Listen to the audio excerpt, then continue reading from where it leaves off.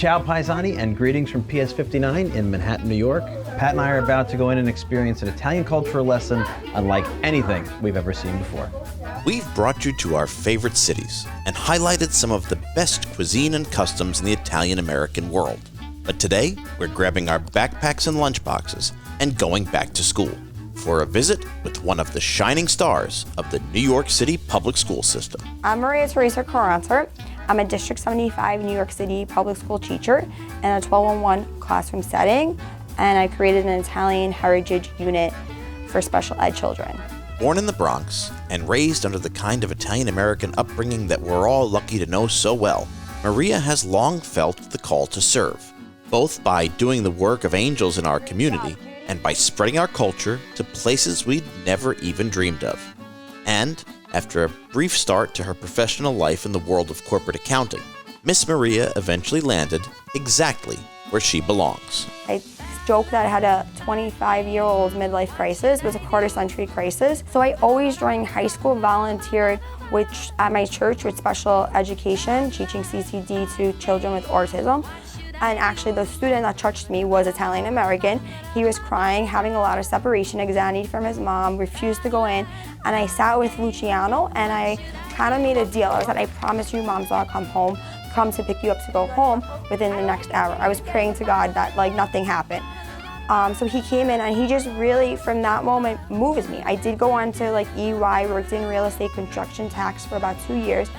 And I didn't feel fulfilled. I kept feeling like there was something more, like I wasn't doing the community service I wanted to anymore. And that little boy Luciano just kept in my mind, in my head. And I left corporate and became a New York City public school teacher with kids with autism, and I love it. Are you guys ready? Come.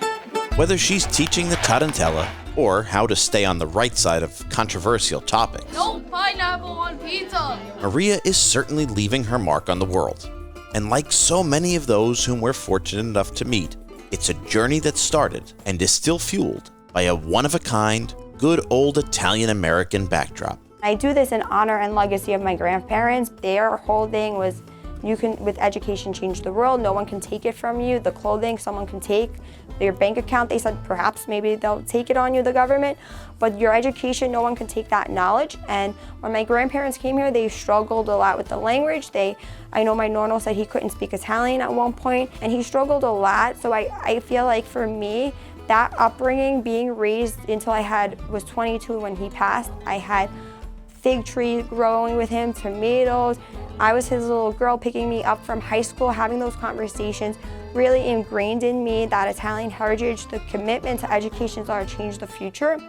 And I feel like for me, to honor their legacy and continue what they had envisioned for their future, their grandkids, is to do this and celebrate Italian American heritage and celebrate and let the world know the success the Italian Americans have had.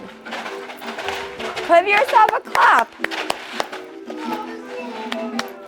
My little pro tarantellas. Let's try it. You want to try to do one more? Today was truly memorable in the best sense of the word. Yeah. It was a beautiful day, beautiful experience. The kids were fantastic. The teacher was fantastic. And this is the future in the best sense of the word of education.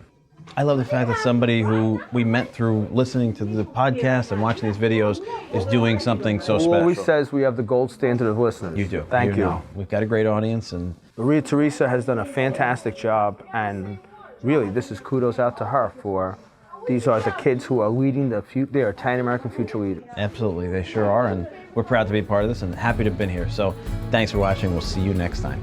Ciao.